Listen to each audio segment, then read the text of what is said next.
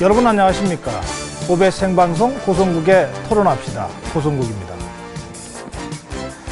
네, 대통령 선거가 이제 2달여 앞으로 다가왔습니다.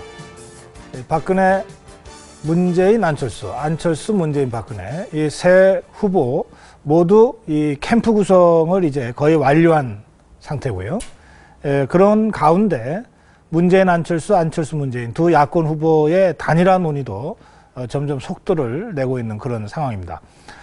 그래서 오늘 OBS 생방송 고성국의 토론합시다에서는 이 세 후보 캠프에서 직접 뛰고 있는 이 세 분 모시고 이 세 후보 캠프가 바라보고 있는 이 대선 전국 좀 심층적으로 분석해 보겠습니다.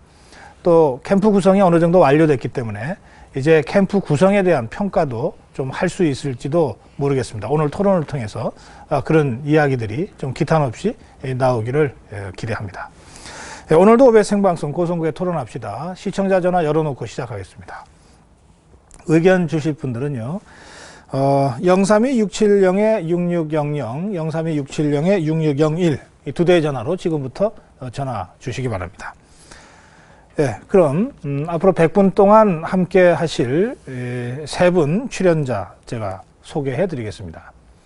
먼저 제 왼쪽에요. 새누리당 박근혜 후보 캠프에서 공보위원으로 활동하고 계시죠? 박선규 공보위원 나오셨습니다. 어서 오십시오. 안녕하세요. 반갑습니다.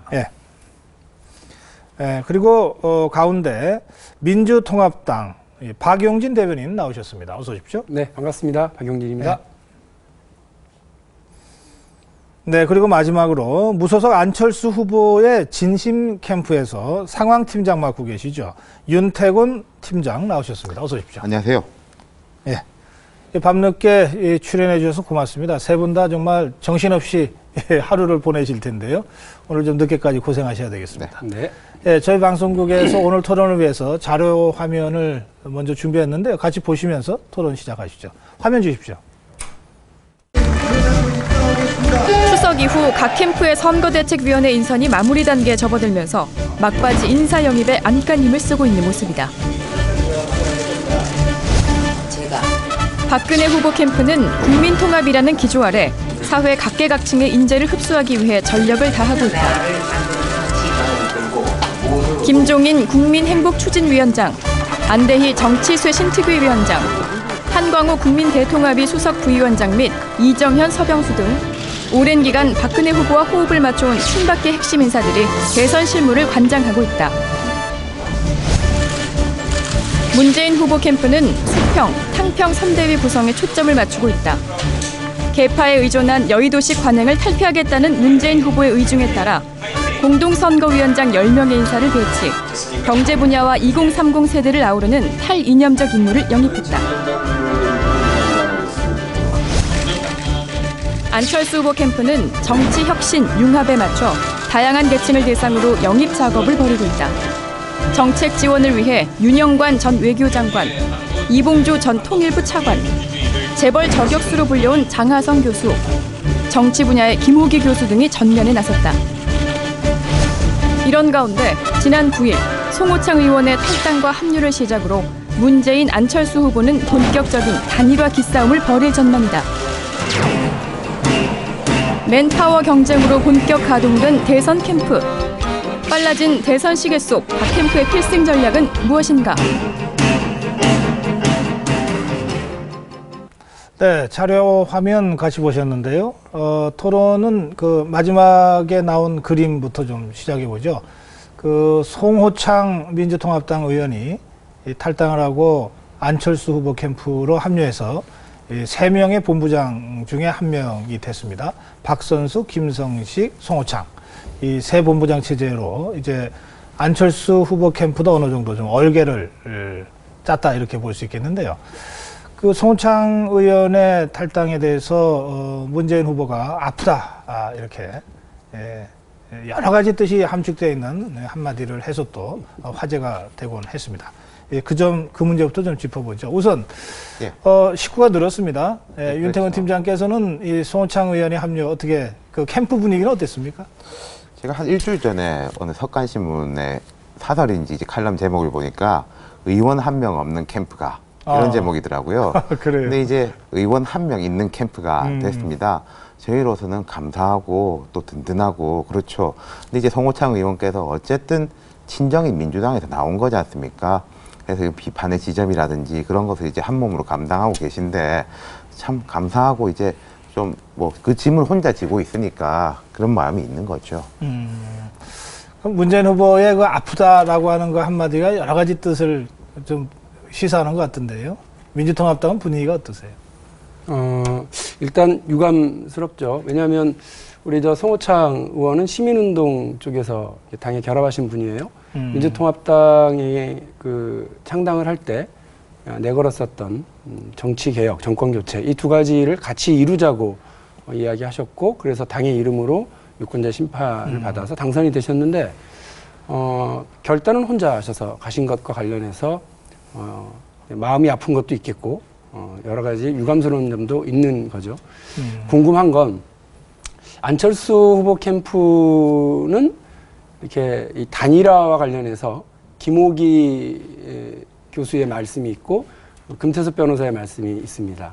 그리고 이제 오늘은 금태섭, 내일은 김호기 이런 식으로 하고 있는 중에 이제 송호창 의원의 결합은 나는 단일화를 위해서 모든 걸 바치겠다 이랬어요. 그런데 아직 후보의 말씀이나 선거원의 전체적인 분위기는 단일화는 뭐 나중 일이고 별 관심 없는 그리고 민주당에 대해서 계속 이제 낡은 구도 얘기한다, 낡은 뭐 정당 정치를 이제 와서 얘기하냐 이러면서 얘기를 하시는데 그래서 송호창 의원이 민주당에게도 아프겠지만 본인도 많이 아프겠어요. 왜냐하면 본인은 단일화, 가교 역할 이것을 이제 제1의 그 자신의 이제 명분으로 삼으셨는데 캠프는 아직 그런 관련해서 얘기를 안 하셔서 그와 관련해서는 이제 본인도 많이 어려우심이 있겠구나 이런 생각이 드네요. 예, 저희 캠프 입장에서는 별로 메시지 혼란은 없었습니다. 김호기 교수 말씀하신 부분에 대해서는 뭐 해명이랄까 설명이 뒤따랐었고 진행자가 뭐 관심들이 많은데 하려면은 뭐 그때부터 시작해야 되는 거 아닙니까? 라니까 뭐 하려면은 그래야 되겠죠 식의 답변이 된 것이고 송호창 전 공동선대본부장께서 말씀하신 건 이제 저도 봤습니다. 이제 민주당 쪽에서 이제 그런 부분에 대한 강력한 이야기를 하니까 어제까지 민주당에 있다 오신 분 아닙니까? 당의 요구를 잘 알고 있다. 그 요구에 대해서 나 그 출신으로서 그 부분에 대해서 이제 이익을 담당하겠다. 그런 이제 뭐 충정의 발로 그리고 또 이제 송호창 의원 같은 경우에는 저희 이제 캠프의 구성원이 됐습니다만은 저희 캠프 내부에서는 아무래도 이제 민주당에 대한 애정과 이런 게 제일 많으신 분이겠죠. 네. 그런 식으로 받아들이시면은 어떨까 싶습니다. 아, 그래요? 네. 뭐 그러면 양당이 이제 이런 문제 때문에 무슨 감정적으로 좀 이 갈등을 일으키거나 이럴 상황은 아니다? 그렇죠.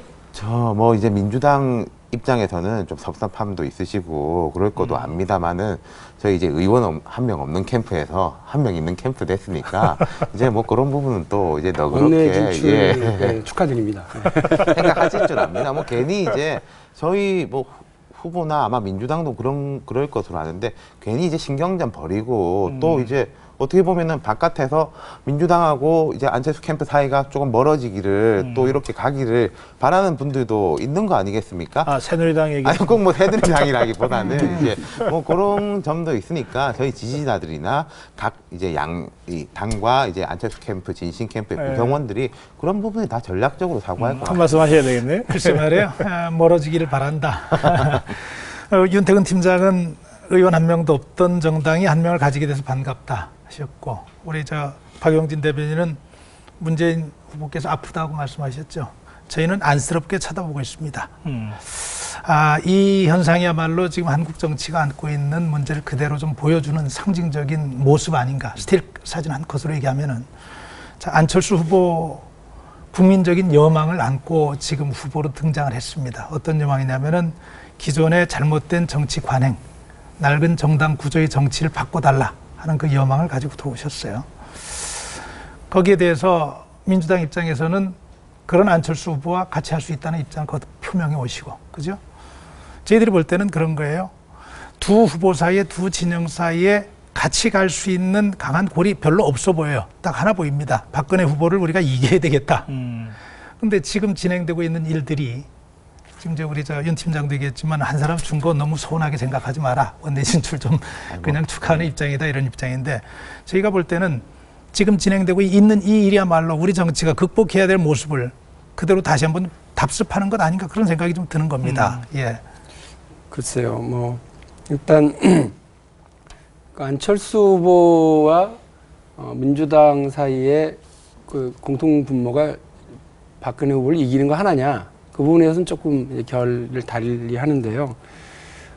이명박 정부가 지난 4년 6개월 보여준 것들, 뭐 이제 오늘 또 새삼 얘기합니다만 얼마나 안보를 강하게 주장하셨어요. 그런데 그 이제 천안함으로 바다 뚫리고 연평도로 육지 뚫리고 이제 내무반도 뚫리고 있는 상황 아닙니까?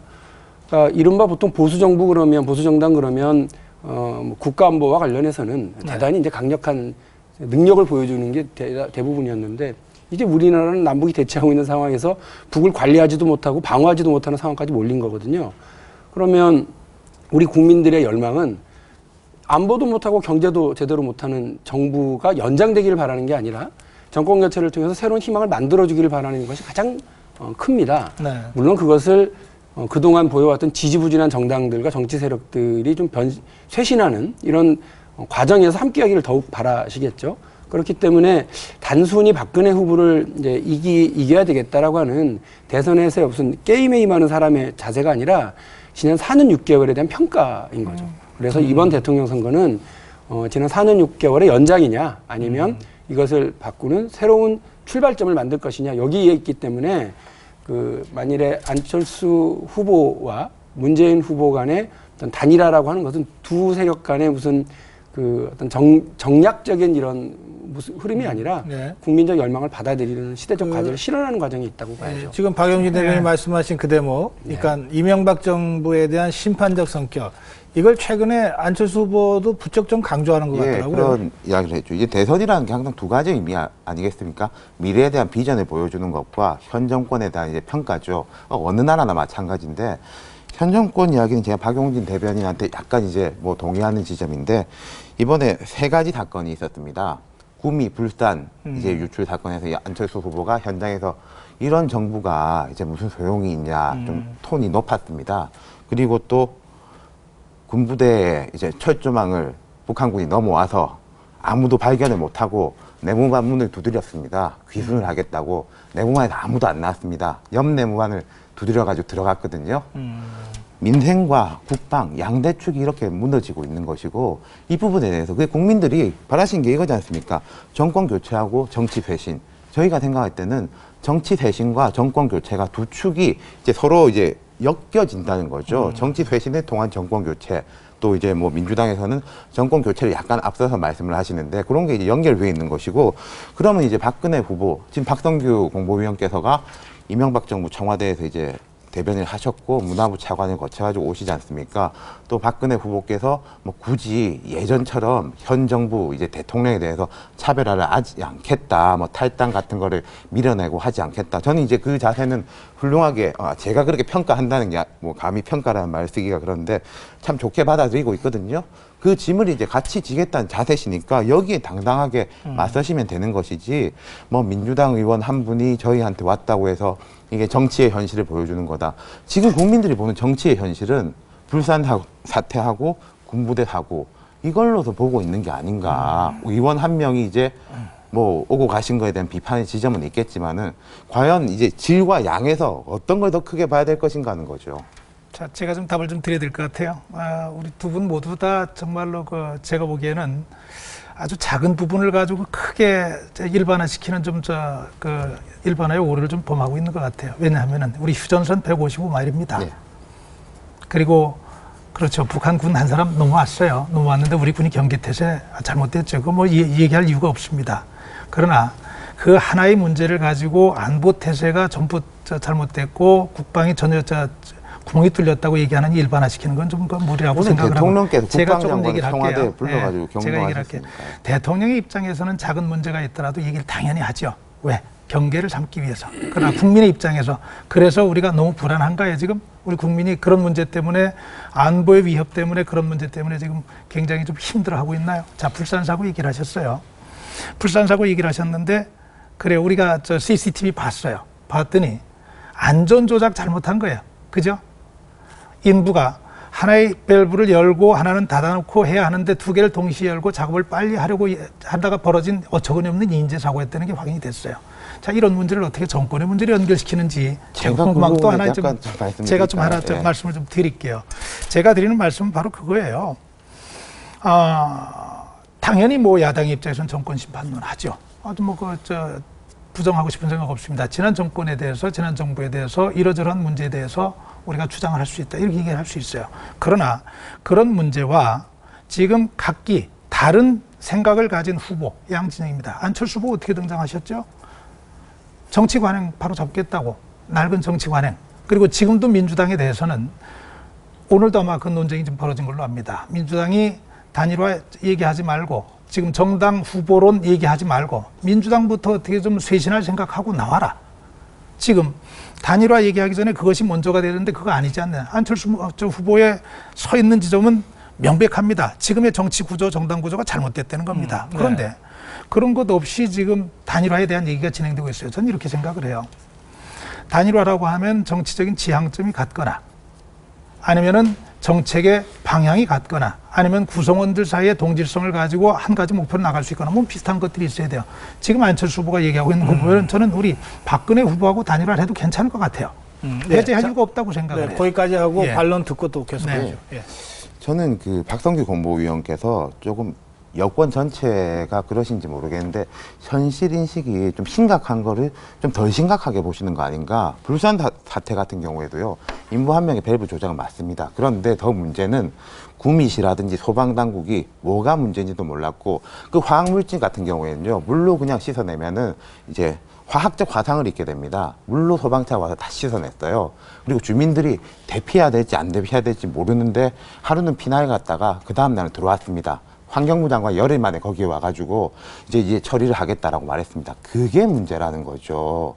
처음에 사고가 난 게 문제가 아니라, 사고는 어떻게든 날 수 있는데 시스템과 대처와 이런 준비가 어떻게 돼 있느냐가 국민들이 볼 때는 그걸 본다는 겁니다. 그거는 이제 짧게 이제 뭐 사실관계에 대한 이야기니까 말씀을 드리고, 두 번째는 이제 단일화에 대한 이야기가 뭐 구체적으로 오가는 게 없습니다. 첫 번째로. 그리고 뭐 박근혜 후보하고도 이제 같이 할 수 있지 않겠냐라고 말씀하셨는데, 그래서 저희가 새 후보 진영이 이제 공동의 테이블을 꾸려보자라고 이야기를 한 겁니다. 왜냐하면은 뭐 네거티브 선거 과도한 거 하지 말자, 뭐 복지 문제라든지 공동의 집안들이 많이 있거든요. 그러면은 새 후보 아니면 새 후보의 이제 실무진들이 모여가지고 그 동의하는 지점을 처리를 하고 넘기자는 거죠. 그럼 앞으로 대선 기간이 이제 나머지 부분들에 대해 가지고 좀 더 업그레이드된 논쟁이 벌어질 수 있다는 거고, 그런 지점에서는 박근혜 후보하고 정책적인 부분에서 손을 못 잡을 게 전혀 없는 겁니다.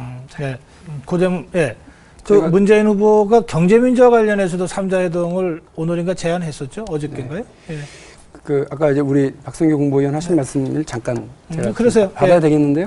왜냐하면 뭐 한 명 넘어온 거 가지고 155만 중에 한 명 넘어온 거 가지고 이렇게 얘기를 하시니까 국민들도 과연 그게 동의하실지는 걱정스럽네요. 그리고 이번에 넘어온 건 한 명이지만 이전에 그러면 천안한 그 많은 군함 중에 한 척 가라앉은 거 가지고 뭘 그럴 거냐고 얘기하시진 않을 것 같고요. 연평도의 포격 사태가 벌어진 것과 관련해서도 국민들은 아마 동의 안 하실 거예요. 그래서 안보 문제와 관련해서 너무 그 느슨하게 인식하고 계시는 것은 좀 문제일 것 같고, 지난 4년 6개월과 관련해서 제가 말씀드리고 싶은 거, 진위계수가 양극화 지표 중에 하나입니다. 그런데 이렇게 심각한 경우가 이전에 있었던가요?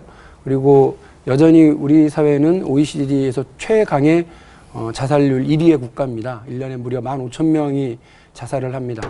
숫자를 나누면 서울 한복판에 747기가 한 대씩 떨어지고 있는, 이 어마어마한 사건이 벌어지고 있는데도 이거 별로 이렇게 심판 대상이 되어야 된다고 생각하지 않으시는 것 같아서 좀 안타깝고요. 단일화와 관련해서 이미 우리나라는 단일화나 혹은 정치적인 연대 연합이 일상화되어 있어요. 그래서 심지어는 새누리당이 근거를 두고 있는 신한국당, 한나라당의 경우에도 이회창 당시 후보가 조순 후보와 단일화도 했고요. 아예 그냥 합당까지 해버렸습니다. 그 두 당이 그렇게 그 무슨 정책과 노선인과 이전의 정당의 역사가 비슷했던가요? 그렇지 않잖아요. 그럼에도 불구하고 우리나라의 그 정치 제도가 가지고 있는 일정한 한계라는 것이 있습니다. 강력한 대통령 중심 제도죠. 그리고 승자 단순 다수 대표제이기 때문에 외국처럼 뭐 내각제라든지 아니면 뭐 그 선거제도가 좀 다른 것들이 아니기 때문에 우리 사회에서 DJP 연대 그리고 노무현 정몽준의 단일화 이런 방식들과 마찬가지로 이회창 조순의 단일화 합당 이런 방식들도 존재한 것을 지금 와서 대단히 이렇게 지금 논의되고 있는 단일화 논의가 뜬금없다거나 그 근거가 없는 것처럼 얘기하시면 안 될 것 같고 적어도 당연히 지적해 주신 것처럼 두 세력이 두 후보가 하나의 세력과 하나의 후보로 만들어진다고 그런다면 거기에는 정책과 노선 그리고 비전을 서로 확인하는 과정이 있을 겁니다. 그것이 저는 우선되고 그를 바탕으로 한 단일화 논의가 있어야 될 것으로 보고요. 그래서 저희는 오늘 그 조국 교수가 제안한 단일화 뭐 3단계 방안과 관련해서 긍정적으로 보고 있습니다. 자, 그래요? 예. 잠깐만요. 그 조국 교수의 3단계 단일화 방안. 네. 그 이제 정치혁신위원회를 먼저 구성하고 거기서 공통된 공약을 수립하고 그다음에 세력 관계를 배려해서 한다 이런 거죠. 네. 동의한다 그랬는데 그 안철수 캠프에서도 동의합니까? 저희는 뭐 크게 이제 그 문제에 대해서 심각하게 생각해 보진 않았습니다. 조국 교수가 훌륭하신 분이고 이제 야권의 이제 승리, 정권 교체를 위해서 이제 매진하겠다 그런 이제 뜻을 가지신 분이라는 건 알고 그 조국 교수의 이제 아이디어 차원에서 내신 것인데 모르겠습니다. 이게 뭐 구체화 된다면은 저희도 뭐 어떤 판단이 내려봐야 되겠지만 아직까지는 뭐 구체적으로 논의해 본 바가 없습니다. 진지하게 논의한 상태는 아니다. 캠프 네. 차원에서는 이제 네. 그런 답변이시고 그건 마찬가지죠. 민주통합당도 뭐 캠프 차원에서 뭐 논의를 했다 이런 건 아니죠. 아니 우리 박성규 공보위원이 말씀하신 게 지극히 상식적인 말씀이시거든요. 생각이 다른데 어떻게 같이 할 수 있냐. 그러니까 생각이 같은지 아닌지를 확인하고 그다음에 후보 단위로 들어가지 않습니까? 저한테 좀 예. 저 반론 주시죠. 맞아요. 우리 박용진 대변인 얘기 맞습니다. 대한민국의 현대 정치사에서 이질적인 집단들끼리의 단일화 여러 차례 있었습니다. 야합이라고 불리기도 했었고 그 결과적으로 정치 발전을 굉장히 저해하는 요인으로 작용을 했습니다. 그랬던 경우도 많이 있죠. DJP 연합 가지고 대한민국 정치가 얼마나 혼란을 겪었는지. 그렇죠? 뭐 가장 가까이 가보죠. 가장 가까이 가서 지난 4.11 총선 때 민주통합당과 통합진보당에는 또 유시민, 노회찬, 심상정, 또 이정희 이분들 대표되는 이분들이 단일화를 했었어요. 단일화 해가지고 선거 치렀습니다. 그리고 지금 몇 달 만에 어떻게 됐나요? 이기기 위한 선거에서 무조건 이기기 위한 단일화를 했기 때문에 저는 갈라졌다고 생각해요. 민주통합당도 이미 단일화 그걸 유효하지 못하다고 파기를 했죠. 그런데 거기서 나타난 폐해는 의석이 하나 더 들어오고 덜 들어오고 이 문제가 아니라 정치 불신에 대한 국민의 생각을 더 깊게 만들어줬고 정치 혐오를 좀 일으켰다고 생각을 해요. 이질적인 집단이 합했을 때 목적 하나 가지고 합쳤을 때 나타난 문제예요. 자, 우리가 지금 가지고 있는 숙제는 저는 안철수 후보나 문재인 후보나 박근혜 후보가 다르지 않다고 생각해요. 정치 개혁입니다. 우리가 이제까지 잘못된 것 한번 고쳐보자 하는 거예요. 거기에 안철수 후보는 거의 대표주자로 나온 거예요. 네. 그러면은 새로 고쳐보자 하고 나왔는데 고쳐보자고 해서 가장 심각하게 고민해야 되는 일이 내가 고쳐보자고 해서 낡은 정치의 상징이라고 얘기해놨던 정치적인 한쪽과 내가 결합을 하고 가야 되는 것이 가장 우선적으로 좀 얘기가 되는 상황이라면은 이거는 그렇게 말한 적이 없습니다. 말한 적이 없다고 하지만 네. 지금 우리는 박용진 대변인도 그렇게 얘기를 하고 이거는 우리 상식에 관한 얘기예요.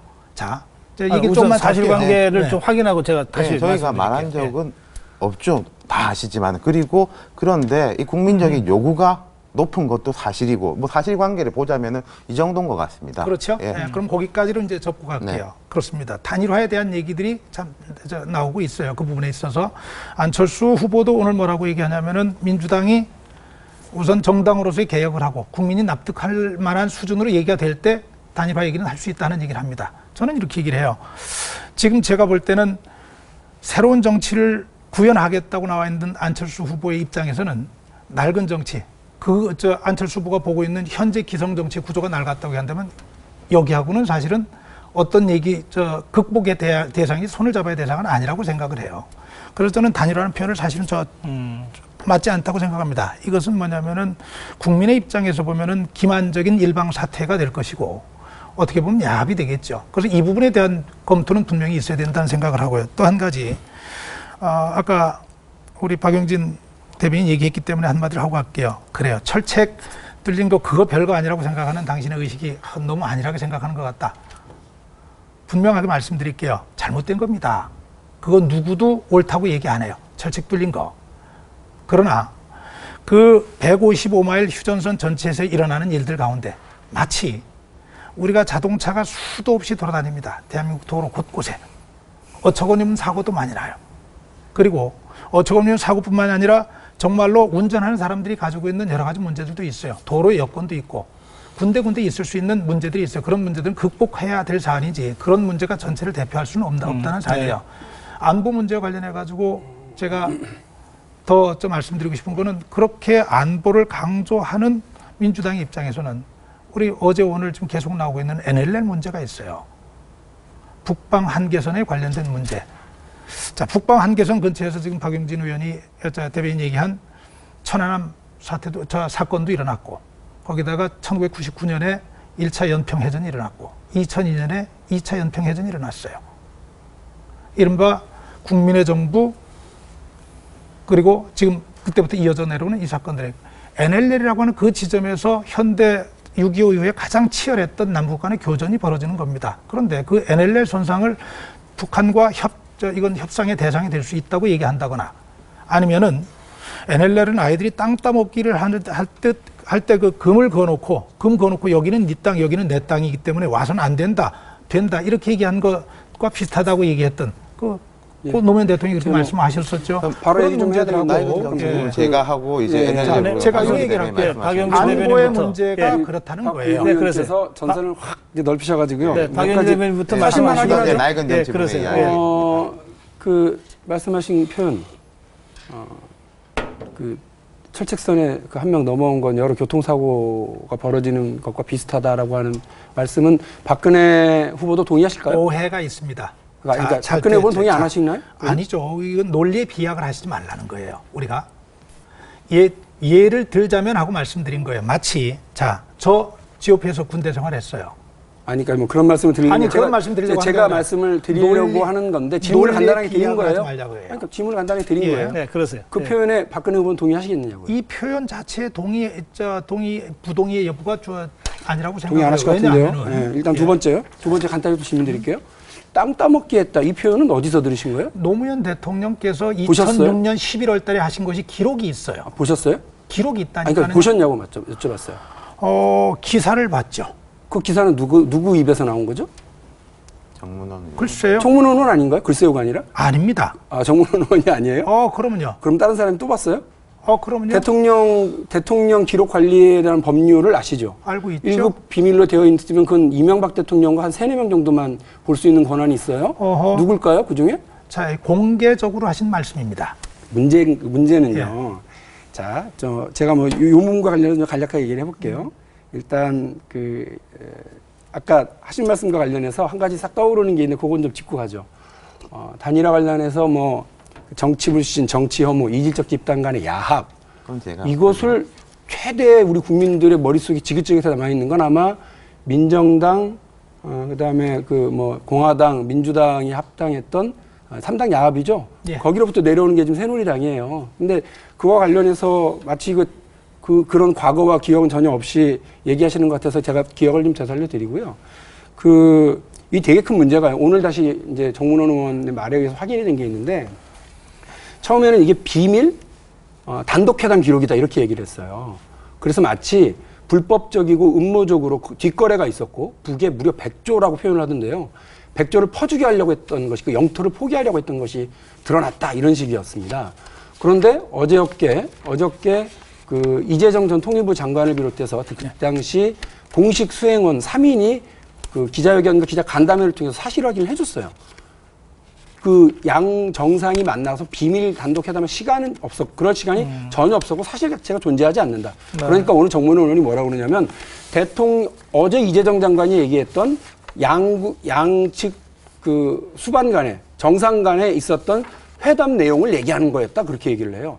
그러면 정상회담 내용이라고 얘기를 해야지 비밀 단독회담이라고 얘기를 하면서 마치 뭔가 음모적인 뭐가 있는 것처럼 얘기를 하더라고요. 그리고 나서 오늘 이걸 뒤집으면서 그 내용을 확인하자는 거예요. 근데 이미 말씀하신 것처럼 누군가 확인해서 얘기했다면서요. 그게 누굽니까?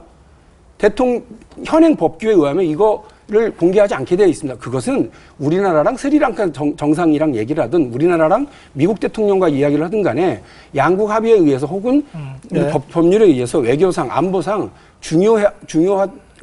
중요한 것들에 대해서 비공개하도록 처리하게 돼 있거든요. 잠깐만요. 근데 예. 어떻게 그런 얘기를 듣고 나서 조금 정리하고 이야기를 정리하고 좀 공개적으로 기회 하시는 드릴게요. 거죠? 예, 정리하고. 네. 누가 보고? 조금 전에 우리 박영진 대변인이 말씀하신 거는 새누리당 정문원 의원이 폭로한 이 노무현 김정일 제2차 남북 정상회담과 관련된 얘기고, 아까 박성규 위원이 말씀하신 것은 그것이 아니고 2006년경에 노무현 대통령이 다른 자리에서 공개적으로 그 얘기를 한 것을 기사에서 봤다 이런 말씀이죠? 그렇죠. 예. 그러니까 지금 서로 다른 말씀을 하셔서 자, 아니 그 말이 안 되는 거죠. 사실관계를 그러면 정리하고. 아까 얘기하신 건 북의 무슨 퍼주기인 것처럼 얘기하셔서 NLL 관련해서 얘기하시면서 네.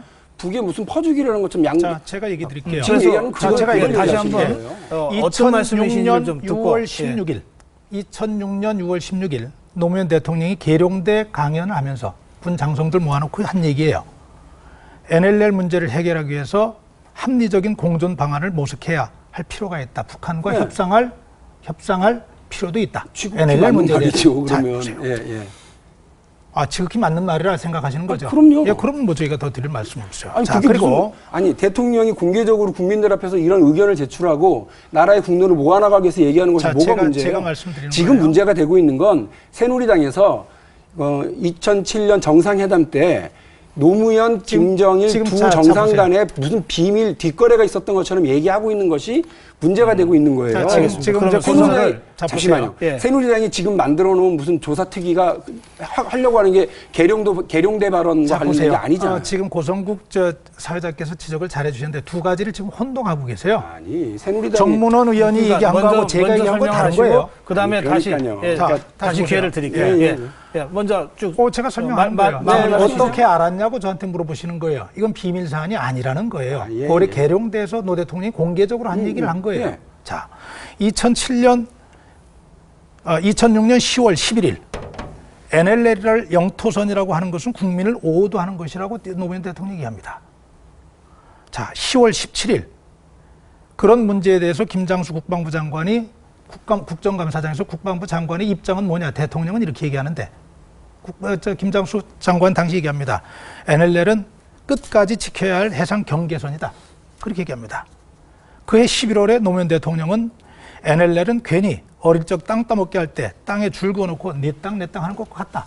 이겁니다. 당시 언론에 다 보도됐던 내용들이에요. 다 보도된 내용이죠. 근데 왜 저보고 이 얘기를 어디서 했냐고, 어디서 들었냐고, 그 비밀 문서를 봤냐고 따지면은 제가 드릴 말씀이 사실관계는 없어요. 이제 이렇게 설명하신 거고. 자, 잠깐만요. 예. 박영진 대변인. 아니, 그러니까 제가 드릴 말씀 다시 정리할게요, 저도요. 지금 새누리당이 구성한 이른바 비밀 회담록 관련 국토 포기 이 표현이 들어가는 조사특위가 있어요. 아시죠? 압니다. 예. 그게 지금 계룡대 발언의 진실을 확인하자고 만든 건가요? 그렇지 않죠. 그렇죠? 예. 예. 그러니까 문제는 지금 정문원 의원이 어디서 봤는지 모르지만 양국 정상 간의 대화록을 봤다고 주장하면서 그때 그런 얘기를 했었다고 해서 문제가 지금 시작된 거지. 계룡대 발언 문제가 아니라는 건 확인하시는 거죠? 박용진 대변인께서는 저희 아버지도 보시고 저도 그래요. 보시고. 예. 굉장히 좀 이게 논리 비약이 심하시군요. 제가 이 제가 묻는 NLL을 거예요? 자, 묻지 마세요. 우리 토론하는 겁니다. 자, 이렇게 얘기할게요. 예. 자, 제가 NLL 얘기한 거는 아까 박용진 대변인이 그 얘기 하셨어요. 그렇게 안보의 문제를 우리 휴전선 철책에 북한 병사가 넘어올 때까지 몰랐다. 모르는 이 안보의 구멍이 뻥 뚫린 이 사안에 대해서 이 정도의 안보관을 가지고 보수 얘기할 수 있는 이 얘기를 하신 거예요. 그래서 제가 NLL 얘기를 한 거예요. 자, 정문원 얘기는 다른 차원의 얘기입니다. 정문원 의원의 얘기는 그 다음에 어떤 해인지 아세요? 그저께가 무슨 날이냐면요. 좀 이렇게 잡고 가는 게 어떨까요? 네, 제가 좀 정리하겠습니다. 제가 이 얘기를 하나만 얘기 드릴게요. 국민들 다 알아요. 하신 말씀을. 그저께가 느닷없이 무슨 정상회담 대화록 얘기를 하니까 문제죠. 네, 정상회담 대화록은 박 대변인이 했어요. 이 부분은. 제가 정문원 의원이 먼저 했어요. 두 분께서 제가 좀 정리를 하겠습니다. 지금 박성규 대변인은 노무현 대통령이 정상회담 전에 했던 발언을 지금 말씀을 하신 거고, 그다음에 박영진 대변인은 어쨌든 지금 국회에서 문제되고 있는 또 새누리당이 무슨 특위 구성하고 있는 그 문제와 관련해서 그렇습니다. 이거는 문제가 있다라고 지금 지적하신 것이고요. 그렇습니다. 자, 그런 상태에서 다시 이제 원래 주제대로 네. 좀 들어가. 사실은 이 문제도 중요하기 때문에 제가 두 번 토론을 조금 시간을 드렸는데 이 정도면 두 분의 입장이 어느 정도는 좀 밝혀졌으니까 이제 넘어가도 될 것 같고요. 아까 낡은 정치 그랬어요. 낡은 정치가 관련해서 지금 많이 기다리셨어요. 이제 뭐 민주당 국회의원 뭐 이렇게 말씀하시는데 그러니까 낡은 정치 쇄신하겠다고 나왔죠. 그런데요. 분명히 말씀드리고 싶은 거는 저희가 아무튼 5.16 쿠데타를 하러 나온 게 아닙니다. 혁명 공약을 발표해가지고 기존 정치인들의 이제 활동을 중지시킨다 이런 게 아닙니다. 우리 저희 이제 저희 후보가 이제 분명히 말씀하셨죠. 새 정치를 추진하는 많은 사람들과 손을 잡을 수 있다라고 이야기를 했고 저희 캠프의 공동본부장 3명의 면면을 보면 되게 흥미로우십니다. 첫 번째 이제 박선택 본부장이 처음에 있었죠. 그다음 김성식 본부장이 있고 그다음 이 송호창 본부장이 됐습니다. 박선택 본부장 잘 아시지 않습니까? 이제 김대중 정부에서 참 촉망받는 이제 젊은 총아였었고 첫 번째 여성 대변인이었고 민주당한테 좀 죄송한 마음이 있죠. 민주당의 한 큰 기둥이셨던 분이지 않습니까? 전략가이고 사무총장도 지냈고 그 이제 말하자면 DJ 민주당 이 계열이 이제 대표하는 여러분 중에 한 분이시죠. 김성식 공동본부장 같은 경우에는 말하자면 이제 한나라당의 또 한 축이 됐던 이제 조선 그 총재가 있었던 민주당 더 올라가면 이쪽으로 되는 그 세력 한나라당 새누리당 내에서 있는 이제 민주파, 개혁파, 쇄신파의 대표격이나 되는 인물입니다. 그건 다 인정하실 겁니다. 그 양 인물 또 두 분 다 뭐 공통적으로 평가를 받는 게 김성식 의원 의정 활동 잘하기로 소문났던 분이고 박선택 의원 마찬가지고 송호창 의원은 시민사회 대표성이 있는 이런 민주당 의원 신분이었지만은 그 더 전에는 시민운동의 대표성이 있는 분입니다. 이런 분들이 모여가지고 같이 하겠다는 게 안철수의 진신 캠프입니다. 이분들이 정치 신인이 아닙니다. 새 정치를 하겠다고 해가지고 저는 이제 뭐 정치 경험이 없습니다만은 그런 뭐 새 사람들만 완전히 이제 경험이 없는 사람들 모여가지고 하자는 게 새 정치가 아니라는 겁니다. 네. 그 부분에서는 좀 이해를 해주셨으면 합니다. 오해하지 마십시오. 네. 박선숙 전 의원이 그 캠프에 가서 일하고 있는 것, 또 김성식 전 의원이 캠프에 합류한 것, 네. 이 문제에 관해서 그것이 새 정치가 아니라고 하는 얘기 아닙니다. 예. 그러니까 송호창 의원 문제에 오해를 하지 마시고. 예, 그런 이제 비판의 지점이 있다는 건 다르게 알고 있습니다만은 그 문제를 가지고 뭐 새 정치 하겠다는 사람이 구태 따라가냐 이런 것은 아니라는 거죠. 지금 보십시오. 화합과 통합이라는 측면에서 박근혜 후보께서 한광호 그리고 자유선진당에 있었던 박선영 이런 분들 다 통합이다 해가지고 크게 이제 모으고 계시지 않습니까? 심지어 김무성 의원이 선거 총괄하신다는데 4.12 총선 때 공천을 안 주셨거든요, 이분한테. 그 이제 공천 컨셉, 새롭게 나간 컨셉은 안 맞다고 해가지고 안 주셨습니다. 근데 7개월 만에 평가가 180도 바뀌어가지고 우리 선거에 총책을 맡기겠다. 이렇게 통큰 행보를 하시면서 왜 저희 보고는 너희들은 아주 좁은 기준, 좁은 문에 다녀라. 이러시면은 좀 안 되죠. 아니죠. 우리가 자꾸 논의의 초점이 자꾸 이제 저희하고 좀 생각이 좀 다른 것 같아요. 예, 뭐냐면은 생각이 다르니까 이런 거예요. 보세요. 저희가 얘기하고 있는 것은 그런 여러분들하고 손잡고 가는 것에 대해서 문제 제기하는 건 아니에요. 네. 안철수 후보의 등장의 지점은 국민이 현재 정치 구조에 대한 철저한 실망에 근거하고 있는 겁니다. 그래서 그 실망을 준 구조를 극복하겠다고 하는 그 입장이 나온 거예요. 그런데 안철수 후보가 그런 입장에 서서 나와 있는데 지금 진행되고 있는 상황은 본인이 낡은 정치, 실망을 줬던 그 정치, 이 세력하고 같이 연결되려고 하는 이 지점에 대한 안타까움을 얘기하는 거예요. 무슨 그 부분에 대해서 제가 조금 답변을 드리겠습니다. 지금 단일화에 대한 말씀을 하신 거죠? 그러니까 이 단일화는 뭐 저희가 이야기한 적이 없으니까 좀 지켜봐 주시고 그 낡은 정치에 대한 이 척결에 대한 기대를 대표하는 세력이 맞죠. 저희 안철수 후보의 지지율이 이제 뭐 편차가 있습니다만 꽤 높은 편이죠. 보면은 크게 봐서 두 가지입니다. 전통적인 이제 야권 지지 세력이 꽤 있습니다. 또 호남에서는 이제 좀 지지율이 높은 것은 안철수 후보가 좀 전략적으로 볼 때 정권 교체를 가능한 부분이 아니냐는 분들. 그리고 또 한 축이 이제 흔히 말하기로 중도 무당파층, 정치 실망층이거든요. 그 두 축이 지금 결합돼 있기 때문에 저희는 이 두 축을 포괄하는 현상이기 때문에 한 축에서 보시면 이 한 축이 비판을 받을 수가 있고 이 한 축에서 보면 나머지 한 축이 비판을 받을 수가 있습니다. 하지만은 안철수 후보의 책무와 기대는 이 두 축을 포괄해서 진정한 이제 정치 혁신과 뭐 나아가서 정치 혁신과 정권 교체가 연동되는 모습을 이끌어내는 것이기 때문에 박성규 공보위원께서는 한 면을 보시고 그렇게 말씀하실 수는 저는 있다고 생각합니다. 하지만 저희는 두 가지 기대를 동시에 받고 있는 후보다 이렇게 설명을 드리겠습니다. 예. 지금 박영진 대변인 가만히 계신데 예. 최근에 이제 문재인 후보와 안철수 후보가 뭐 직접 이렇게 마주 앉아서 토론한 건 아니지만 예. 뭐 정당 후보가 돼야 된다, 아니다, 무소속이 차라리 더 낫다, 뭐 이렇게 또 논쟁도 하고 또 민주통합당의 주요 지도자 이해찬 대표나 네네. 이런 분들도 이제 정당의 중요성을 강조하잖아요. 네. 그 부분과 관련해서는 각자가 어떤 이 생각이십니까? 더 토론 안 하. 제가 먼저 조금 이야기할까요? 예, 당 차원에서 논쟁을 자제하고 하실 건지 아니면 한번 결론을 한번 내보자고. 아니 무단히 건지. 저희가 예. 싸울 필요는 없는 거고. 이제 안철수 후보가 오늘 발언도 있었습니다. 정당이 중요하다는 것을 잘 알고 있다. 예, 그리고 예. 이제 무소속이 불리하다는 것을 잘 알고 있다. 하지만은 무소속이기 때문에 안 된다라는 말은 아니다. 말은 성립할 수가 없다. 이런 게 있어도 무소속이 좋다가 아니라 무소속이 차라리 더 잘할 수 있는 지점도 있고 그래서 기대를 받고 있는 거 아니겠냐. 불리함이 있지만은 열심히 해보겠다. 그리고 거기에 대한 기대를 받고 있다. 이런 식의 이제 설명으로 보시면 될 것 같습니다. 정당을 부정하고 새 정치라는 게 기존의 이제 시스템의 혁파 완전히 다 버리고 혁명하겠다는 건 아니거든요. 안철수 후보로서는 참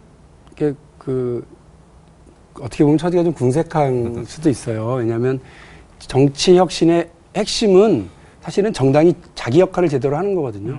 정치의 지극한 본능을 일깨우는 게 중요한 거거든요. 그러니까 정치가 권력을 탐하는 게 아니라 세상을 바꾸기 위한 자기 본능을 좀 이렇게 불사르게 해야 될 텐데 그 부분에 있어서 민주당이나 새누리당이 대단히 이제 부실하다, 문제가 있다, 혁신 대상이다 받아들입니다. 알고 있습니다. 그렇기 때문에 지난 총선에서 양당의 화두도 정치 쇄신이었고 지금도 그것은 마찬가지이죠. 하지만 안철수 후보가 이제 여러 면에서 특히나 이제 어제 발언 같은 경우는 여당 후보가 당선되면 밀어붙이기. 왜냐하면 여당이 다수니까 의회에서. 야당 후보가 당선되면 끌려당기. 왜냐하면 소수니까. 될 거니까. 이렇게 표현을 하시면서 이러느니 차라리 무소속이 협상하는 게 낫다 얘기를 하셨던 거죠. 근데 그 말씀은 되게 이제 뭔가 이렇게 순진한 상황처럼 보였던 거예요, 사람들한테. 그러니까 그렇게 되면 대한민국이 정당 정치를 시작하고 이제 대한민국 역사가 시작된 이래가 언젠가는 여소야대고 언젠가는 여대 야소였는데 그럼 그 사이가 다 엉망이었다는 거냐? 미국에서도 여소야대가 있고 이런데 그러면 미국도 다 엉망이라는 거냐? 영국도 그래요. 프랑스도. 근데 이제 그 얘기를 왜 하셨을까 하면 정당 정치가 낡았다고 얘기하고 혁신하자고 얘기를 하지만 혁신할 자기 동력을 따로 마련하지 못하고 당장 정당은 만들지 않겠다고 해버리셨으니까 생기는 어려움인 것 같아요. 그래서 대신 저희도 무슨 안철수 후보를 이렇게 무소속이라고 하는 어려운 처지를 자꾸 이렇게 부각하려고 했다기보다는 정치 쇄신의 가장 큰 것은 인재 영입, 새로운 인물을 앞에 세우는 거 이것이 아니라 정당이 자기 역할을 제대로 할 수 있도록 정당 혁신과 정당 쇄신이 첫 번째 과제다라고 하는 것을 확인했던 겁니다. 그것을 확인하는 과정이었을 뿐인데 안철수 후보가 무소속 대통령도 가능하다 이러면서 이제 일이 막 확전되는 측면이 좀 있어요. 무소속은 안 된다라고 그러네. 먼저 예. 말씀하셔가지고. 그러니까 아까 윤태근 팀장 설명대로 이제 오늘 그런 이제 보완 설명을 한 걸로 봐서는 이 문제를 갖고 더 확전하고 그러니까 싶다. 오늘 원칙을 후보 확인한 것 말씀도 같죠? 네, 원칙을 내가 확인한 정당 거죠. 쇄신을 돕고 싶다, 혁신을 돕고 싶다 그런 말씀 하셨습니다. 알겠습니다. 예. 자, 그렇다면 그 상황에서 이제 지금 민주통합당과 안철수 후보 측만 지금 계속 논의를 하고 있는데요. 논의 중에 새누리당 박근혜 후보 얘기도 잠깐씩 나오긴 했습니다만 좀 같이 짚어야 될 대목들이 있어서 이제 좀 새누리당 얘기 좀 짚고 다음으로 넘어가겠습니다. 그러니까 오늘이었습니까? 중앙 선대위원장 인선한 거요? 예, 우선 어떻게 지금 평가하십니까? 그동안 좀 내홍으로 굉장히 어수선했는데 이게 수습이 잘 됐다고 지금 보시는 겁니까? 그건 저희가 얘기해서는 안 될 것 같고요. 네.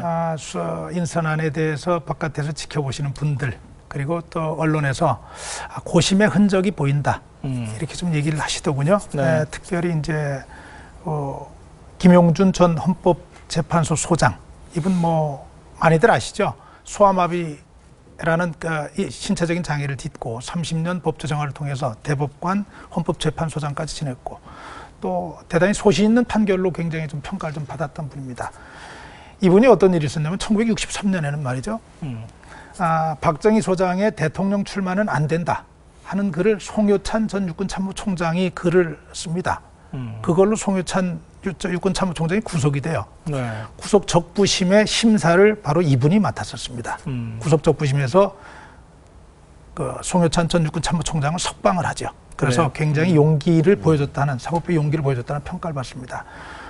그런 분이고, 그리고 그 9월 24일이죠. 우리 박근혜 후보가 과거사 인식에 대해서 국민 앞에 좀 새롭게 밝히는 그런 자리가 있었습니다. 그때 5.16 유신, 인혁당 사건, 이 세 가지를 포함해서 이런 것들은 헌법 가치를 훼손한 문제가 있다고 분명하게 얘기를 합니다. 정당 정치 발전을 지연시켰다 이렇게 얘기를 하고, 많은 분들이 그 내용을 보면서 말로만 그러는 건지 정말로 생각을 그리 하는 건지 앞으로 후속 조치를 지켜보겠다 이렇게 얘기를 했었거든요. 오늘 김용준 전 대법관의 그 헌법재판소장의 발탁은 그 후속 조치 성격도 가지고 있다 이렇게 보시면 되겠고, 또 이제 많은 관심을 가진 분들이 이제 김성주 그 여성 CEO죠. 세계적인 이분은 정말로 여성이 열심히 뛰지 않으면은 세상이 달라지지 않는다.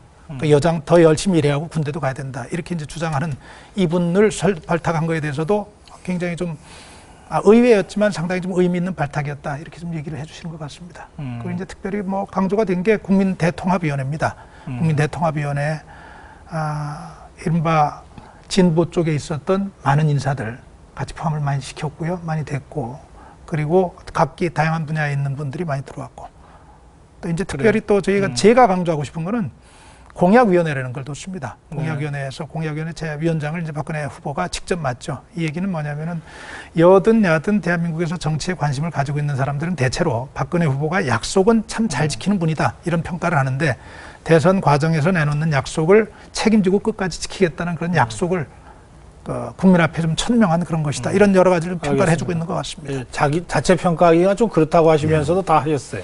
그 이제 그 다른 캠프에서의 평가는 어떻습니까?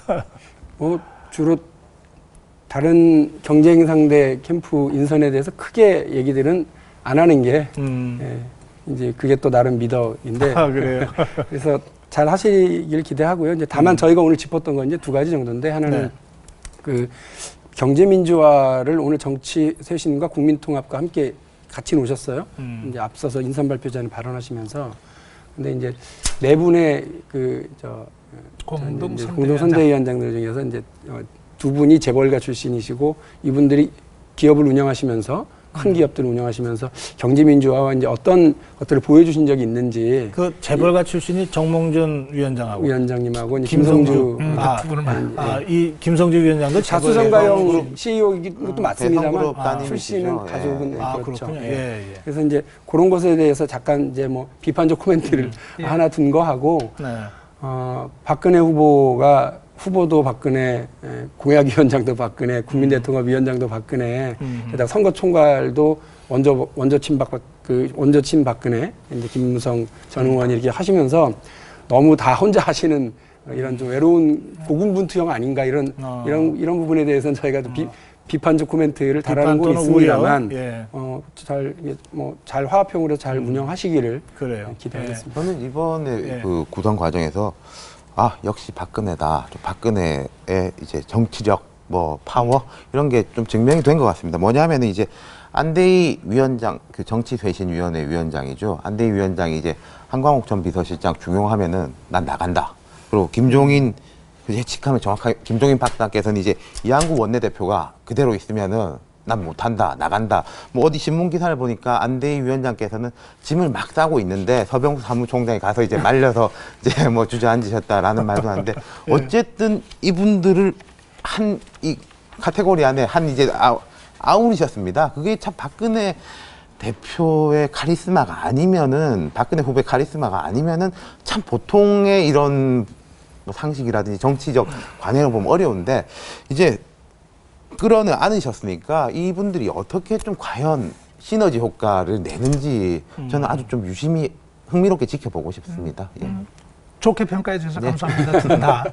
그리고 지금 우리 박용진 대변인 얘기한 그 재벌 출신이 두 분이 지금 공동선대위원장에 포함되어 있는 부분에 대한 우려.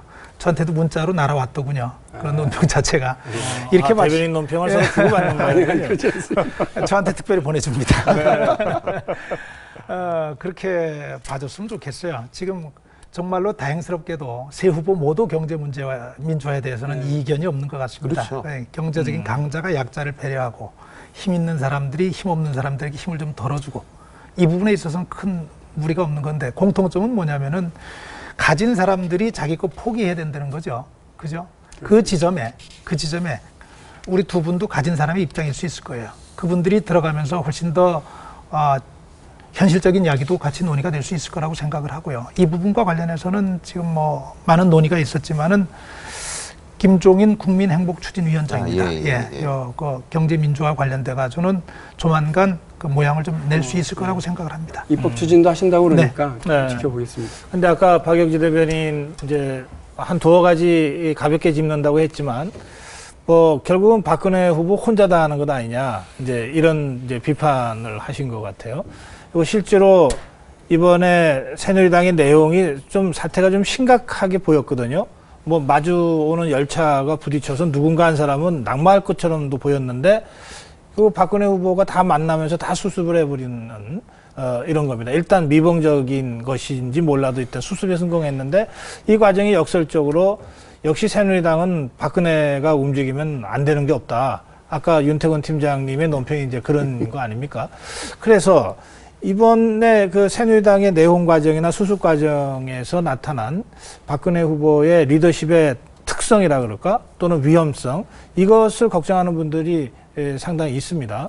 그 부분에 대해서는 어떻게 생각하십니까? 먼저 좀 말씀을 해주시면. 그렇게도 좀 보시는군요. 리더십의 위험성으로 보시는군요. 네, 그런 의견들이 뭐 적지 않이 있는 것 같습니다. 제가 들은 얘기는 뭐 네. 저희들한테 들려오는 얘기들 가운데는 역시 위기 관리 능력이라고 하는 것은 굉장히 그냥 생기는 것 같지는 않다. 대단히 큰 위기였습니다.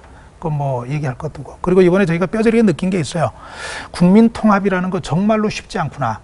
정말 쉽지 않구나. 저는 그렇게 생각해요. 안대희 위원장이 그분 들어오는 건 나 절대 용납할 수 없다고 하는 거 저는 그분 개인적인 입장에서 이해할 수 있습니다. 왜냐하면은 안대희 위원장 미국 가려고 하던 자기 개인적인 스케줄을 접고 참여한 거예요. 왜? 깨끗한 정치 한번 해보자고 했던 박근혜 후보의 설득이 된 거예요.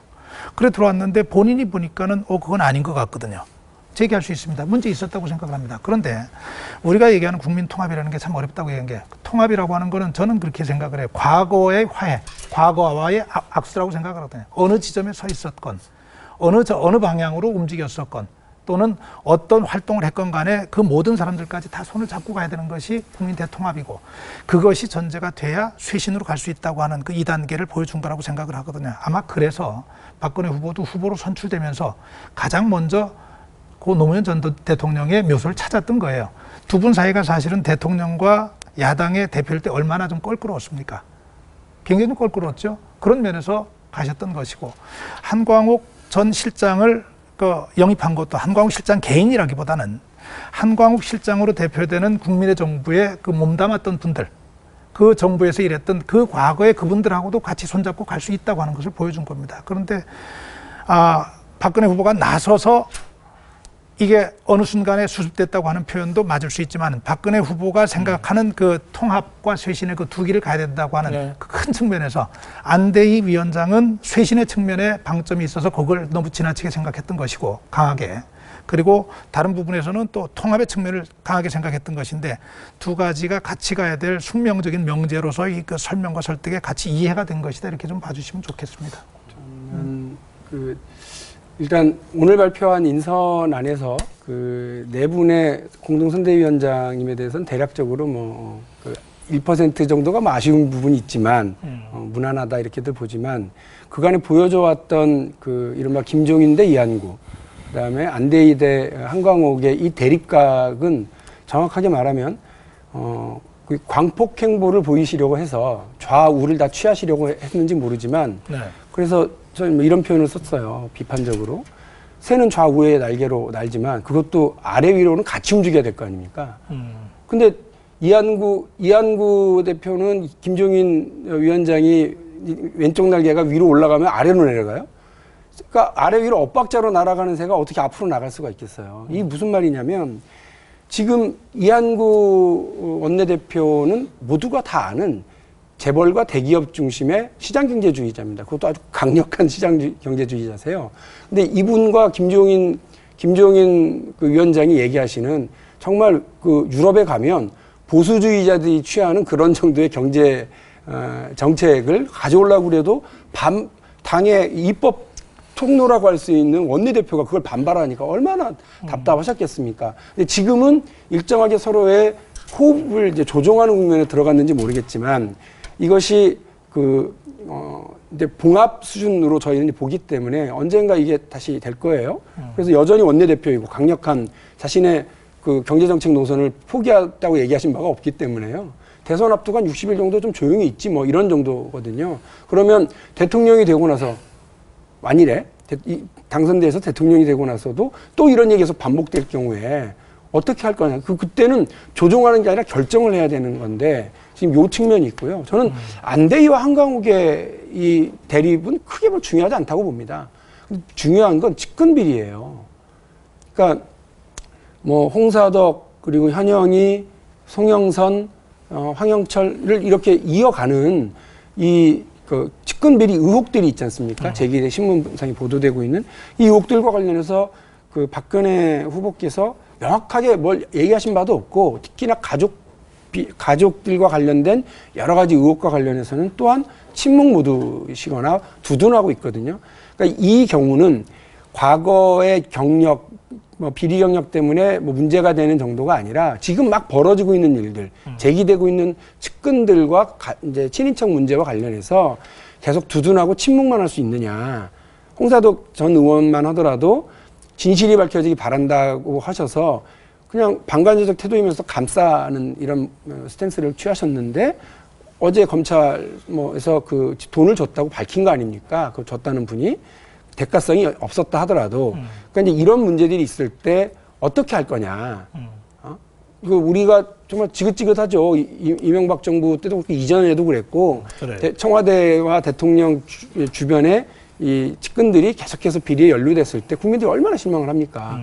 이때 단호한 태도를 보여주고 뭔가를 하지 않으면 안 되는데 이미 정권도 잡기 전에 벌써 이래버리는데 그런 경우에 안대희 위원장이 아니라 안대희 위원장 할아버지가 있더라도 이런 문제를 어떻게 수습하겠어요? 조금 말씀 듣고 가야 되겠네요. 를 지적했던 거죠. 두 가지를 좀 답변을 같이 드려야 될 것 같으네요. 김종인 그 위원장과 그 이한구 원내대표 사이에 경제민주화를 둘러싼 그 갈등 있습니다. 그 뭐 부인 못하죠. 굉장히 복잡했죠. 그만큼 이 과제가 쉽지 않은 과제입니다. 특히나 부자들 있는 사람들의 정당의 기반이라고 하는 새누리당이 쉽지 않은 겁니다. 그걸 보여준 겁니다. 저는 그걸 그렇게 표현합니다. 갈등이라고 얘기하지만 다른 한편으로는 그 쉽지 않은 경제민주화를 실현해내기 위한 처절한 몸부림이다 이렇게 좀 표현합니다. 그렇기 때문에 김종인 위원장이 당무도 며칠씩 거부를 하고 대표가 나서서 몇 차례씩 중재도 하고 이런 과정이 벌어지고 여기에 대한 평가는 우리가 내놓는 법안을 보시면 평가를 하실 수 있을 것 같아요. 미리 지레짐작하시면 안 되고. 두 번째, 우리 당 내부에서 일어나는 비리, 돈 문제 이런 문제. 잠깐만요. 예. 법안을 보면 알 거라고 했는데 언제 제출합니까? 아마 오늘 김종인 위원장이 11월 중에는 제출을 좀 해야 되겠다고 얘기를 했습니다. 이번 정기국회에? 예. 그래서 알겠습니다. 우선은 좀 보여야 된다는 판단 때문에 아마 그래서 좀 기다려 보시면 될 것 같고요. 두 번째, 사실 뭐 정당 내에서 돈 문제 또는 권력의 남용 문제 나오는 건 입이 10개라도 할 얘기 없죠.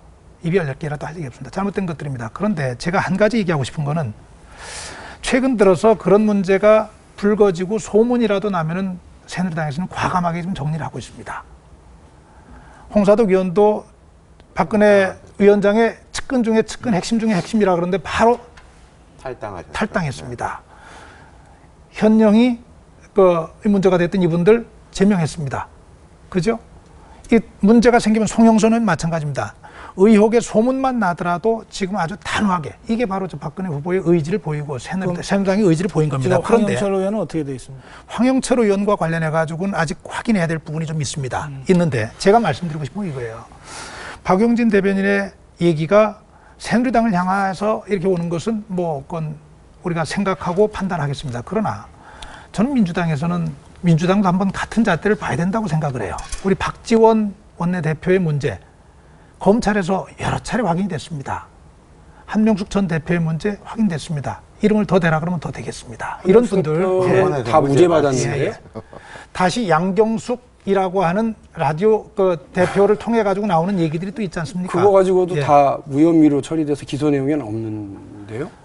제가 그건 다시 확인을 하겠습니다. 확인하겠습니다. 자, 민주당 내에도 박지원 원내대표를 포함해서 그런 의혹을 받고 있는 분들, 검찰의 수사 결과로 나타난 분들도 적지 않습니다. 그런데 저는 민주당에서는 그런 분들 엄하게 어떻게 했다는 얘기를 들어보질 못했어요. 그런데 좀 억울한 거는요.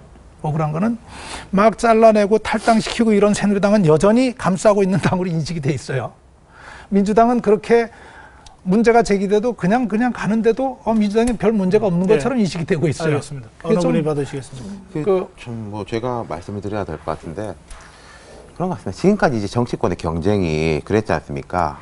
너가 잘못했다. 아니다, 네가 더 잘못했다. 안철수 후보나 저희는 이걸 좀 바꿔보자는 거거든요. 그렇다고 해서 뭐 기존 정치의 관행은 다 이제 정치를 했던 사람들은 다 더러운 사람들이니까 우리만 깨끗해서 우리 혼자 가겠다라는 건 절대 아니고 같이 쇄신해서 같이 가자라는 겁니다. 그런 부분에 좀 이제는 패러다임이 바뀔 수 있기를 국민들이 바라시는 것 같습니다. 어제까지는 어쨌고 또 지금 그렇죠. 정당들 사이에 지금도 드러나지 않은 문제를 가지신 분들이 있을 가능성은 매우 높다는 데는 동의를 하시지 않습니까? 양당 모두. 그런 차원에서 좀 새롭게 출발할 수 있는 지점이 뭐냐. 그런 부분에서 이제 안철수 후보에 대한 기대가 있다는 거죠. 뭐 쿠데타식으로 다 척결이 아니라 있는 건 있는 거지만은 새로 좀 과거를 털고 새롭게 가자는 통합적인 측면에서의 좀 경쟁이 되기를 저희는 바라는 것이고 박근혜 후보께서 이렇게 여러 당내 통합을 하려고 하는 것도 저는 크게 봐서는 그런 부분하고 좀 맞닿아 있다고 생각합니다. 뭐 한강욱 전 실장 같은 경우하고 안대희 위원장 간의 이런 문제 같은 경우에도 결국 그거지 않습니까? 과거에 문제가 있지만은 쇄신과 통합이라는 양축으로 새 출발을 하자는 게 박근혜 후보의 생각이실 거라고 저는 미뤄 짐작합니다만은 우리가 좀 그런 경쟁을 하자는 지금 거죠. 윤태근 실장님 팀장 말씀을 조금 보면 그러니까 이번 대선은 좀 포지티브 캠페인 경쟁으로 가자 이런 말씀이신 것 같아요. 그런데 그 주장은 안철수 후보가 출마 선언할 때부터 주장했던 것 같고 그래서 3자 회동을 그날 제안했잖아요. 지금도 유예하고요. 예. 지금 문재인 후보도 만나자 이렇게 돼 있잖아요. 네. 아까 제가 잠깐 말씀드렸습니다. 경제민주화 관련해서는 우선 좀 후보끼리 만나서 합의할 수 있는 거 합의하자 그랬잖아요. 그럼 만나자는 얘기죠. 그럼 박근혜 후보도 원칙적으로는 뭐 못 만날 거 없다 이런 입장이죠? 예, 맞죠. 못 만날 것 없다죠. 못 만날 것 없다인데. 그럼 만나면 되겠네요. 하나 확인하고 싶은 게 이제 바로 그 지점이에요. 네. 아니요. 이 부분은 뭐냐면은 이게 무슨 이벤트처럼 돼서는 안 되는 문제예요. 특히 대통령 선거라고 하는 굉장히 큰 마당에서 죄송한 얘기지만은 이게 저는 그래야 된다고 생각해요. 안철수 후보에게 지금 뭐 어떻게 일이 진행되니까 이게 민주당이나 새누리당 쪽으로 얘기들이 이제 많이 이제 진행이 되는데 안철수 후보에게도 분명히 물어야 되는 것은 그 생각을 어떻게 구현할 것이냐에 대한 부분을 우리가 좀 물어봐야 됩니다. 어떻게 그 부분에 대한 얘기를 하는데 자 제가 말씀드리고자 하는 거예요. 좋은 얘기, 합리적이고 바람직한 안을 내는 건 누구든지 할 수 있어요. 누구든지 할 수 있어요. 그냥 경제 민주화를 얘기를 하자면은 3자가 굳이 만나지 않더라도 경제 민주화를 셋이 다 동의합니다. 국회에서 법안을 냅니다. 그렇죠. 법안을 내면 여야 간에 합의를 합니다. 협의합니다. 그 과정 거치면 실질적인 과정이 다 가요. 그런데 그것을 두고 그러기 전에 굳이 지금 같은 상황에 대선 주자들이 만나가지고 머리를 맞댈 정도로 이것이 시급한 현안이냐? 경제민주화 시급한 현안이죠. 제 얘기가 이거 얘기는 경제민주화가 시급하지 않다는 것이 아니라 그건 세 당이 다 가는 거예요.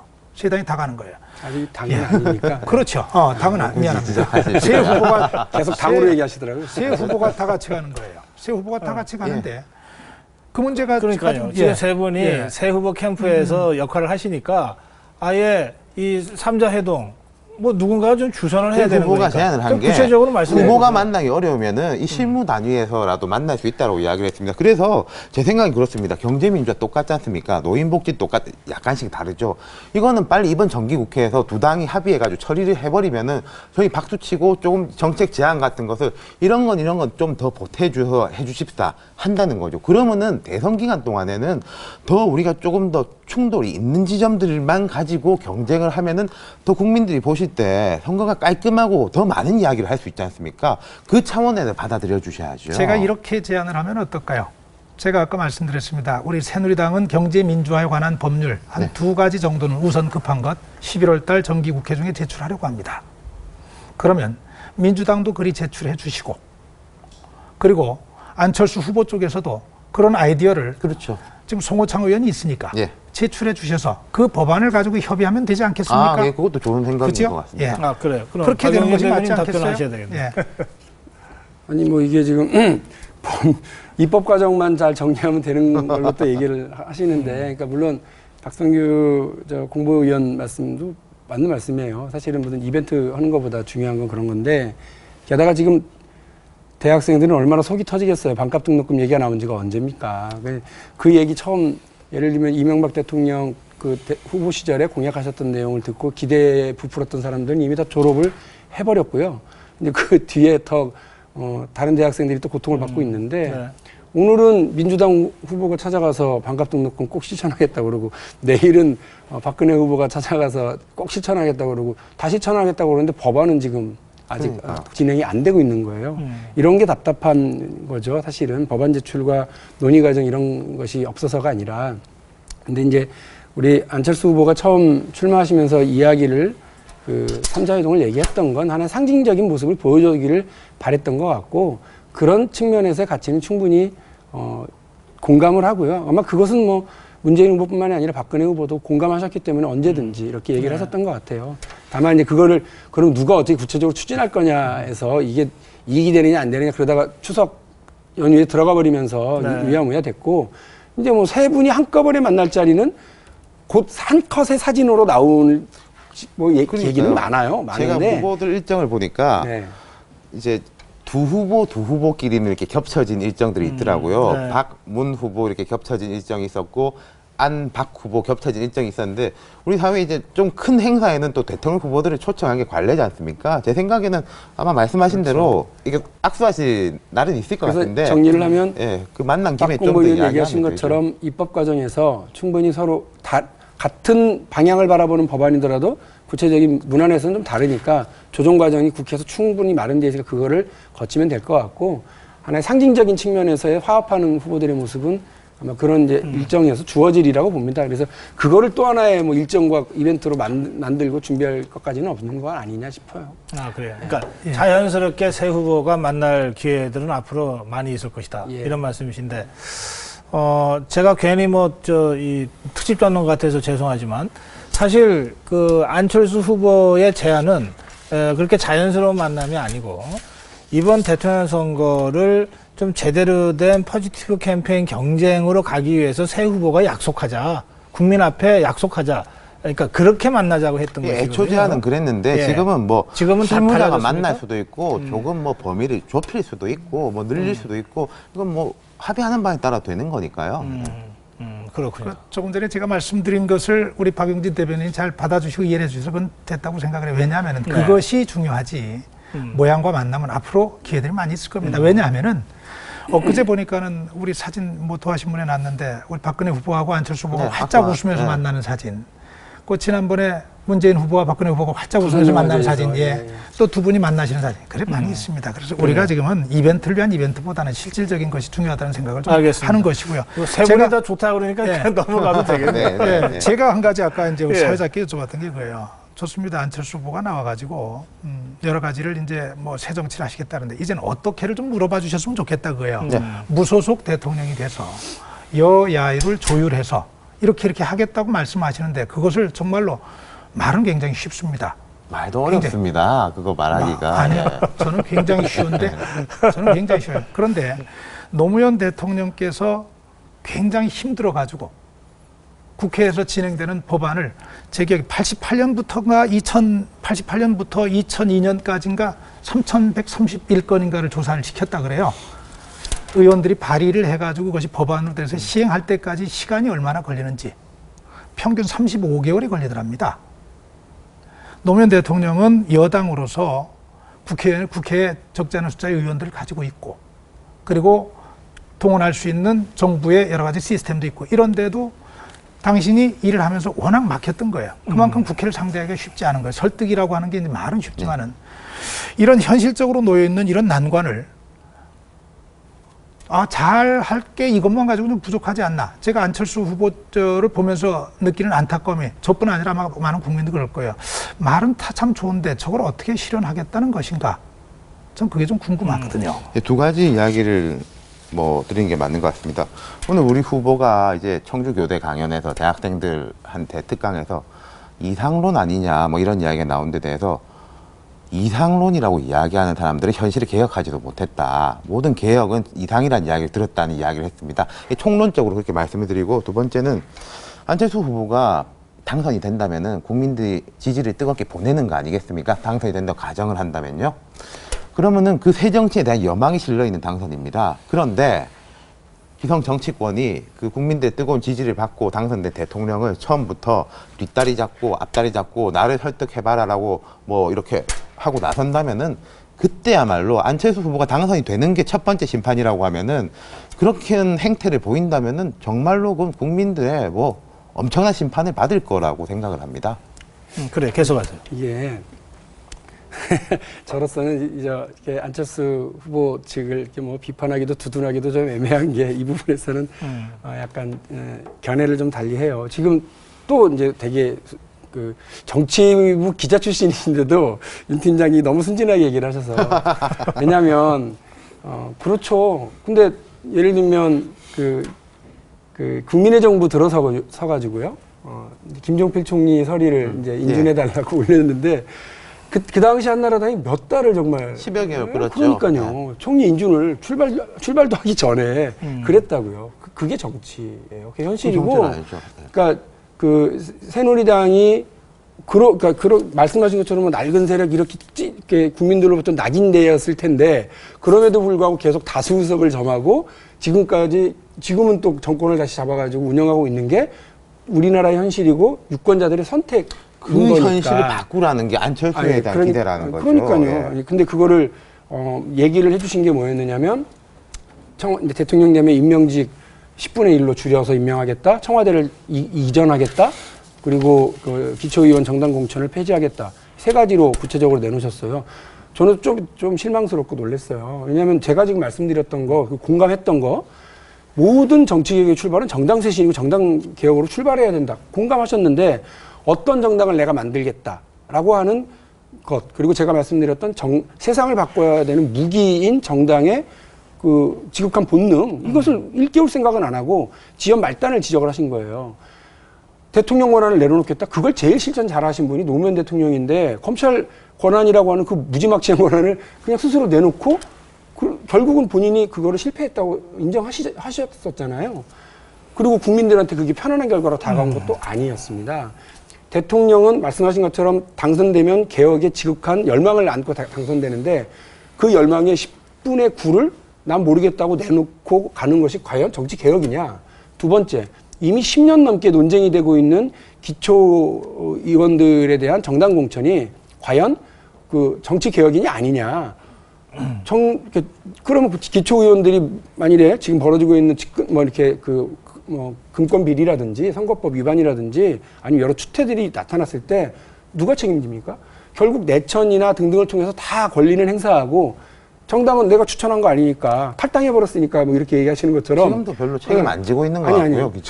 그럼에도 불구하고 돌이켜 보시면요. 기초의회 의원들을 뽑는 정당들의 책임이 확실히 되면서 지금 의정부 시의회가 원구성도 못하고 있어요. 그렇게 해서 시민들이나 시민단체가 어디로 와서 항의를 해요? 민주당하고 새누리당 가서 항의를 해요. 아마 공천이 없으면 원구성을 했을 겁니다. 제가 볼 때는요. 저는 그렇지 않을 수 있다고 봐요. 그러니까 이거는 10년 넘게 학계에서도 논쟁이고, 그렇죠. 현실 논쟁적인 부분입니다. 필드 정치의 논쟁인 것을 안철수 후보가 안 하는 것이 정치 개혁인 것처럼 너무 쉽게 얘기해 버리시는 것도 전 좀 놀랐다는 거예요. 그리고 청와대 이전이 어떻게 정치 개혁인지는 그거는 여전히 두 가지 부분에 대해서 말씀드릴까요? 그러면 이제 순진하다 그런 이야기 많이 듣죠. 어떨 땐 또 정치적으로 노련하다 이야기도 듣는데 아니 저는 윤 팀장님이 순진하다 그런 거예요. 네. 안철수 후보의 이번 정치 개혁에 대한 이제 몇 가지 공약들이 나왔습니다. 그 보시면은 특징적인 게 한 가지가 있습니다. 대통령이 이제 권한을 많이 내려놓겠다는 거죠. 지금까지 정치 개혁, 쇄신이라고 하면 양당들이 앞서서 내놓은 게 국회의원의 특권을 줄이겠다. 국회의원들이 워낙에 욕 많이 먹으니까 어쨌든 뭐 KTX를 타는데 그걸 뭐 줄이겠다 이런 식의 건데 안철수 후보가 한 건요. 국회 권한 강합니다. 남북관계 부분에서도 국회 동의를 얻겠고 또 감사원도 이제 국회 그다음에 대통령 특별사면도 동의를 안 얻어도 되지만은 나는 굳이 얻겠다. 이거 헌법 개헌 안 해도 되거든요. 이게 무슨 말이냐면요. 국회한테 더 권한을 많이 주겠다. 우리 권한을 나눠가지고 각지 책임을 지자는 겁니다. 이걸 가지고 이제 순진하다고 비판하시면은 그렇게 받아들이겠고 두 번째 청와대 부분은 제가 좀 설명이 필요할 것 같습니다. 청와대가 박성규 대변인 이제 잘 아시고 저도 청와대 출입을 2번이나 해봤는데 75필지에 8만 평 정도입니다. 이게 처음에 옛날 경무대였죠. 그 1공화국 때는 점점 늘어납니다. 3공화국 때 이제 옆에는 청와대 말고 안가도 있고 연무대라고 해서 이제 청와대는 아니지만 거의 청와대 부속 건물이나 다름없는 이제 경호처 시설, 경찰 시설들이 해가지고 한 동이 다 청와대입니다. 이제 많이 열려가지고 이제 관광객들도 오가곤 하는데 거의 이제 구중궁궐이죠. 이건 공통적인 이제 이야기입니다. 그래서 저희가 생각하는 청와대 그림은요. 예를 들어 미국이나 영국 이야기를 하면은 영국이 대표적인데 다우닝가 10번지라고 하죠. 총리 공간이. 거기 앞에 보면은 배가 약간 나온 경찰 한 명이 문 옆에 서 있습니다. 또 이제 안 보이는 쪽에는 이제 경호 시설들이 있는데 최근에 이제 그게 뉴스가 하나 됐습니다. 조금 압축하실까요? 예. 우스갯소리로 이제 거기 고양이 한 마리가 이슈가 됐는데 저는 우리 청와대가 그렇게 돼야 된다는 겁니다. 그러니까 물리적으로 뭐 어느 동네 가느냐는 중요치가 않고 그 안에서 내려오겠다는 거죠. 그 그래요. 이전이라는 게 전 정치 쇄신과 개혁의 상징이 될 수 있다고 지금 봅니다. 시간이 한 15분 정도 남았거든요. 그래서 이게 주제를 넓히기에는 좀 적절치가 않아서요. 지금 나온 얘기로 되게 좀 좁혀가면서 말씀을 좀 나누시죠. 박용진 대변인께서 저 얘기를 다 해주셨기 때문에 저도 참 그런 생각을 해요. 제 고백을 하면은 저 기자 생활 한 20년 아주 치열하게 하고 잘난 체 많이 했어요. 전쟁터도 5번씩 갔다 오고 현장 뛰고 내가 좀 뭘 좀 아나 보다 그랬어요. 그리고 나서 청와대 들어가서 일을 해보니까 내가 알았다고 생각했던 게 정말로 위험했던 일이구나 고백합니다. 그만큼 바깥에서 바라보는 일과 안에서 바라보는 일의 차이는 굉장히 크다고 말씀을 드리고 싶고요. 박용진 대변인이 얘기한 거기 때문에 하나만 제가 좀 얘기하고 싶은 거예요. 제 생각. 대통령이 가지고 있는 인사권을 10분의 1로 축소시키겠다? 저는 그런 것들이 정말로 지극히 잘못된 판단에 갈 수 있는 이것도 또 다른 포퓰리즘 아닌가 싶어요. 왜냐하면 대통령이라고 하는 위치는요. 대통령이 가지고 있는 모든 권한과 모든 조직을 동원해서 전국에 널리 인재를 찾아가지고 그 사람들 배치하는 것이 일이지. 내가 그런 문제가 있었기 때문에 나는 인재 배출하는데 나는 내 손 떼고 한 10분의 1만 내가고 나머지는 당신들한테 남겨주겠다. 굉장히 무책임한 얘기입니다. 그렇죠. 사실관계에 대한 얘기이기 때문에. 그래서 제가 보는 건 이런 겁니다. 우리가 현실에 어차피 발을 딛고 살아요. 현실에. 그 현실 속에서 제가 아까부터 계속 뭐라고요. 어떻게 실현하겠다고 하는 부분에 있어서는 저는 그렇습니다. 적어도 일을 실현하는 사람 입장에서는 안 될 가능성에 상당히 좀 신경을 써야 된다고 생각을 해요. 너무 기대치를 가지고 하게 되면 그건 바라보는 사람들의 기대치를 너무 높일 수 있어요. 그 10분의 1 관련으로는 사실관계가 좀 다르다고 하시니까 그게 이제 설명 듣고 다시 기회 드릴게요. 청와대가 임명한 자리를 10분의 1로 줄이겠다 이렇게 표현이 돼 있는데 청와대가 임명에 영향을 끼친 자리를 10분의 1로 줄이겠다가 정확한 거죠. 무슨 말이냐면요. 지금 박성규 공보위원 잘 아시지 않습니까? 보면은 청와대가 직접 임명한 자리가 있고 예컨대 공기업 사장이라든지 이렇게는 대통령 청와대가 이제 합니다. 근데 직영부 산하의 공기업이 있고 그 공기업 산하에 또 손자 공기업 같은 경우에 그 감사까지도 청와대 인사비서관실에서 힘을 쓰고 그런 사례들 많이 나왔지 않습니까? 송영선 전 의원이 이제 돈 받으면서 녹취록에 보면은 청와대가 힘쓰는 자리가 5만 개인데 나는 차관 아니면 장관이다. 그런 식으로 말했다는 거죠. 그러니까 사실상 기준으로 보면은 청와대가 영향을 미치지 않는 자리인데 청와대가 미쳐왔던 자리들을 손을 털겠다는 겁니다. 그러면 그게 대략 10분의 1 정도가 될 겁니다. 그러면은 대통령이 장관을 임명하지 않습니까? 그 장관이 적재적소에 필요한 사람을 쓸 수 있게 재량권을 주는 게 지금도 이게 맞게 하는 겁니다. 근데 안 하고 있었던 거죠. 지금까지 정부에서. 그래 사실관계 그러니까 발언의 진위는 저렇다는 것이고요. 예, 그 아까 저 얘기입니다. 예. 청와대 대변인 하셔서 예. 제가 청와대 이전 문제에 대해서는 좀 입장을 듣고 싶네요. 지금 저는 아까 박용진 대변인 얘기를 다 하셨다고 생각해요. 그것이 정치 개혁의 하나의 상징으로 얘기되고 있는 부분에 있어서는 아까 우리 윤 팀장 말씀 주셨는데 처음에 보다 면적이 훨씬 넓어지고 구중궁궐 같았고 뭐 얘기됐죠. 네. 그 많은 부분들이 희석된 거 아시죠? 지금도 수많은 사람들이 청와대를 드나들면서 그렇죠. 예, 청와대가 어떻게 구성되어 있는지 유치원 아이들부터 나이 드신 노인들까지 청와대 공간이 대부분 사람들에게 다 오픈되어 있다는 거 다 아실 거예요. 그죠? 예. 이 얘기를 한다면 아마 그런 의미일 거예요.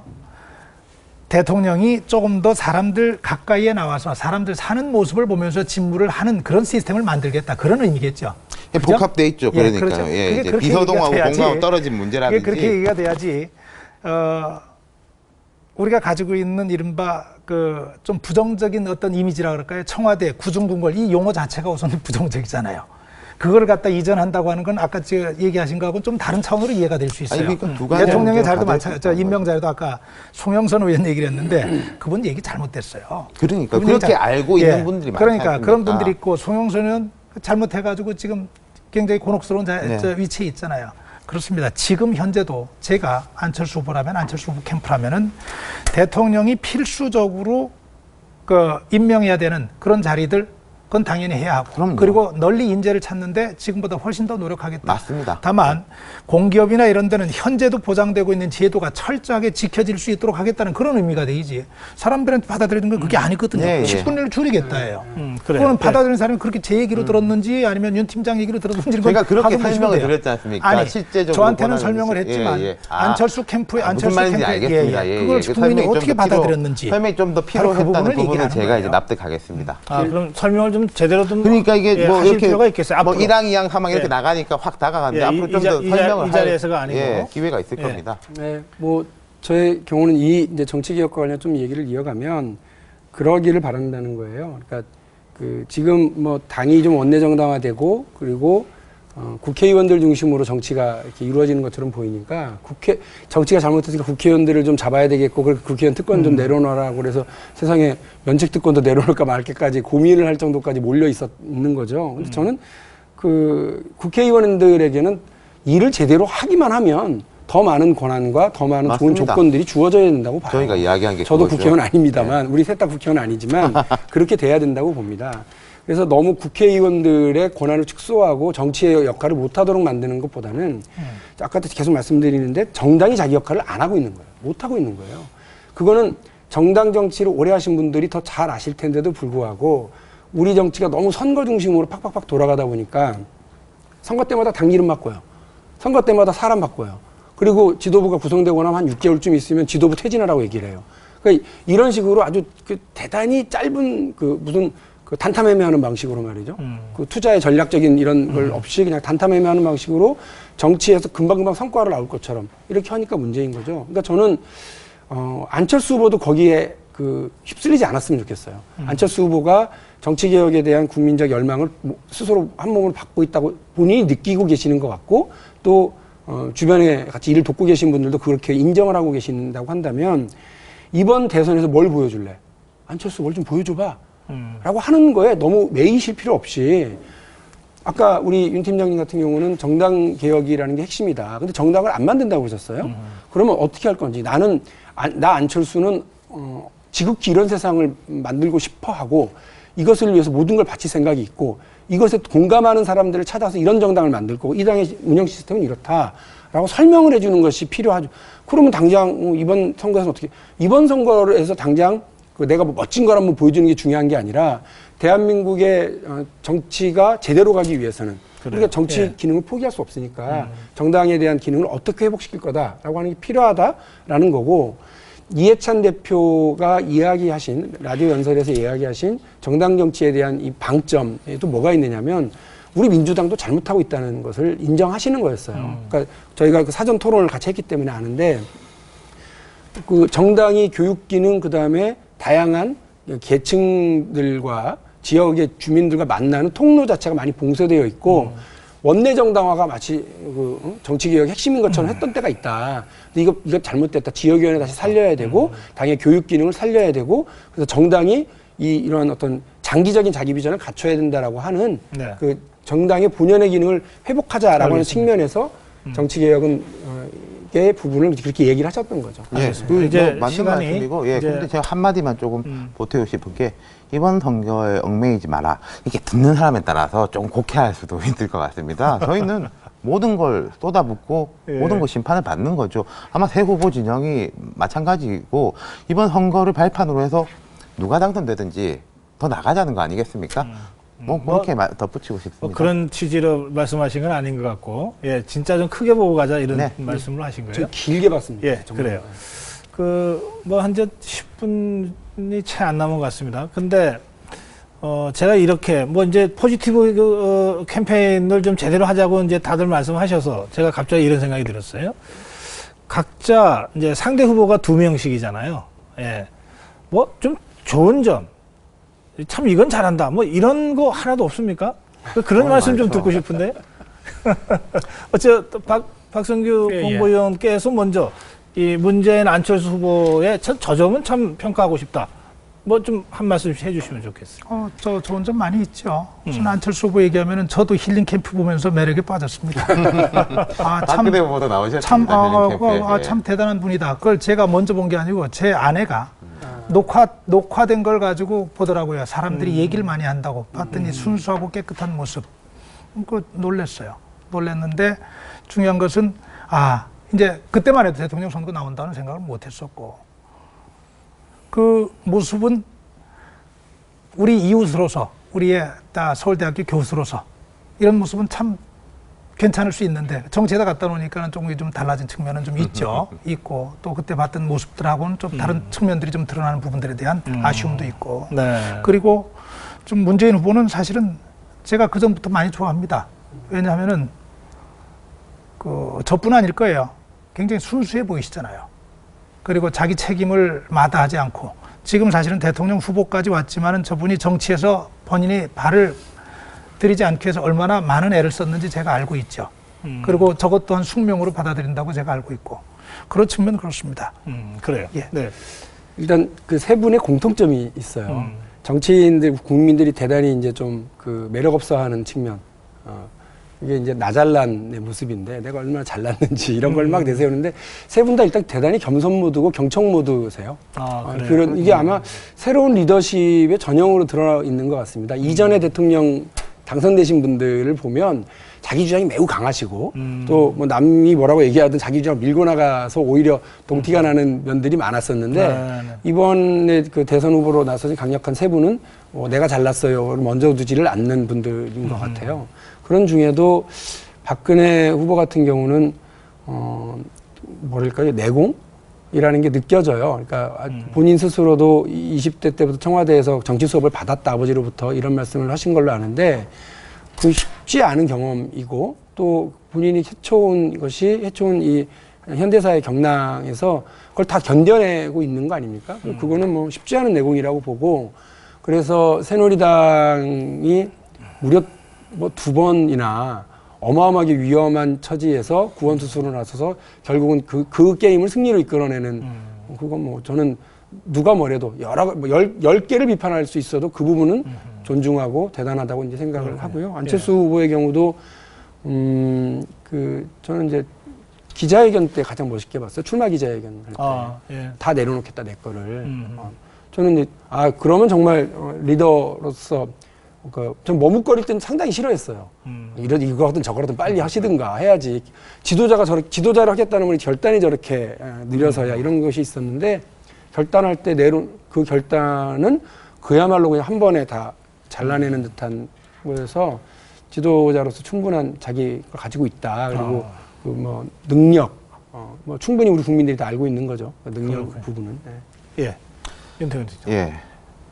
비슷한 생각입니다. 박근혜 후보, 문재인 후보하고 안철수 후보 정치 구력 합친 것보다 몇 배시죠. 뭐 또 대를 이은 이제 정치 가문이냐. 박용진 저 대변인이 안 한 얘기를 좀 좋은 걸 딴 거 얘기가. 예. 그러니까 저는 특히 그 점에서 볼 때 박근혜 후보는 위기에 강하다, 버티는 힘. 그러니까 이제 새누리당이 이제 뭐 안 좋아하실 때도 딱 하방 저지선을 친다는 겁니다.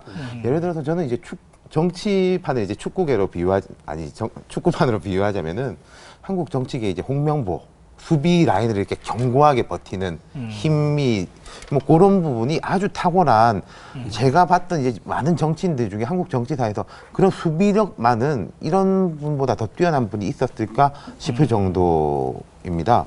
문재인 후보 인간적 매력이 엄청나신 분이죠. 저는 문재인 후보 양산집에도 가봤습니다.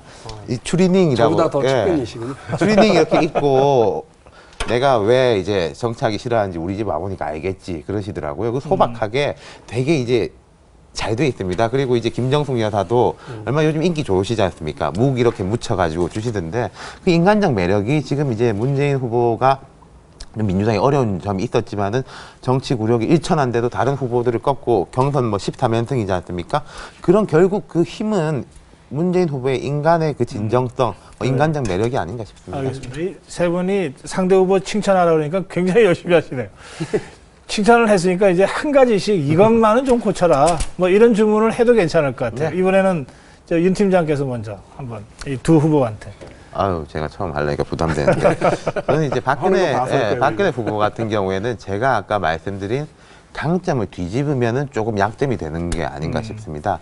참 버티는 힘, 이제 수비, 위기에서 구하는 것은 정말로 강하신데 조금 이제 비전에 지금 이제 국민통합과 쇄신을 말씀하시는데 비전을 제시해가지고 좀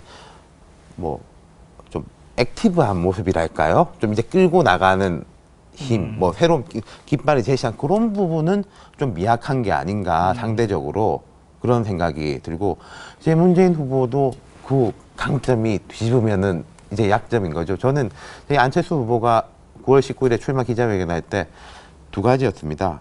저는 18대 대통령 후보로 출마하겠습니다랑 또 저한테 개인적으로 와닿았던 게 저는 정치인으로 살겠습니다. 였거든요. 돌아가지 않는다. 그 뒤에 이제 다리를 불태웠다. 뭐 이런 말씀까지도 하셨고 문재인 후보 같은 경우에는 과연 뭐 이번 선거 이후에도 좀 이렇게 정치인으로서의 쫙 이 책임을 지고 대통령 당선되시면은 말할 것도 없는데 뭐 만일의 경우에라는 게 있지 않습니까? 그럴 때도 좀 그런 모습을 더 보여주시면은 아마 지지자들이 더 책임성 있게 느끼지 않을까 싶습니다. 그렇군요. 예.